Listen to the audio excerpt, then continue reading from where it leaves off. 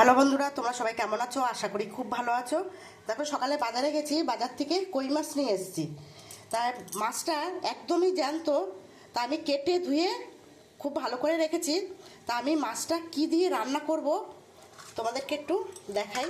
এখানে দেখো, আমি কচি কচি সিম গোটা গোটাই রেখেছি, আর এখানে ফুলকপি আর আলু।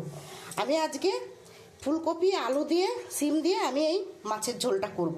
তা কিভাবে করব তোমরা দেখতে থাকো। আমি নুন হলুদ দিয়ে মাছটা খুব ভালো করে মেখে রেখে দিয়েছি। আমি কড়াইয়ের মধ্যে তেল দিয়ে দিয়েছি, তেলটা গরম হয়ে গেছে। এবার মাছগুলো আমি ভেজে নেব।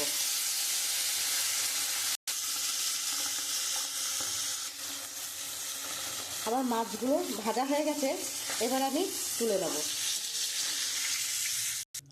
আমি ওই মাছ ভাজার তেলের মধ্যে আমি একটু আদা দিয়ে দেবো, আর এখানে কালো জিরে দিয়ে দেবো।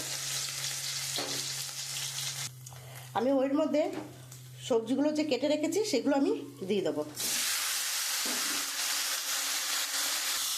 আমি এখন মশলাটা দিয়ে দেবো। এখানে কাঁচা লঙ্কা, গুঁড়ো লঙ্কা, হলুদ, জিরে, নুন আর একটা টমেটো আমি সব পরিমাণ মতন নিয়ে নিয়েছি। আমি এটা দিয়ে দেবো, দিয়ে আমি খুব ভালো করে কষাবো।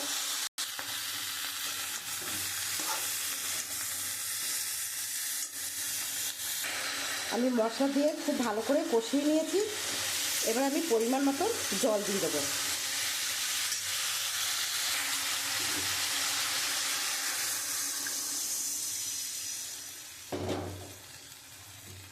যেহেতু আমি এটা মাছের ঝোল করব, তাই আমি একটু জলটা একটু বেশিই দিয়েছি। এবার আমি ঢাকা দিয়ে দেবো। ঝোলটা ফুটে গেছে, এবার আমি মাছগুলো দিয়ে দেবো।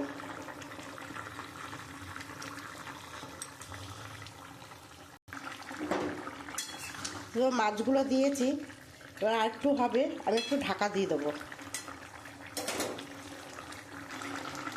আমার মাছের ঝোল হয়ে এসছে। এবার নামানোর আগে আমি একটু ধনে পাতা দিয়ে দেবো।